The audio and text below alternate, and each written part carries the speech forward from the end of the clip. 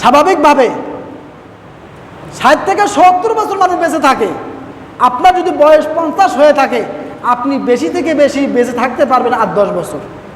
তার আগেও যে কোন মুহূর্তে আপনার মৃত্যুটা আসবে সেটারও কোনো গ্যারান্টি নেই। তাহলে আপনি এখন চিন্তা করেন, আমার বয়স 60, সে 60-এর মধ্যে যদি আমার 50 যেয়ে থাকে আর মাত্র বাঁচব 10 বছর, এই 10 বছর আমি মৃত্যুর জন্য কতটুকু প্রস্তুতি গ্রহণ করার জন্য আমি সেই রাস্তায় চলতেছি। তাহলে আমি আর মনে হয় বেঁচে থাকি মাত্র 10 বছর, আমি আপনি মৃত্যুর জন্য কতটুকু প্রস্তুতি গ্রহণ করতেছি চিন্তা করার দরকার না? মানুষকে আল্লাহ পাক রব্বুল আলামিন এগুলো দেওয়ার মতো মানুষকে বুঝাতে যে বান্দা তোমাকে আসতেই হবে আমার কাছে, তোমার কোনো পালানোর সুযোগ নেই, মৃত্যু থেকে কোনো পালানোর কোনো সুযোগ নেই।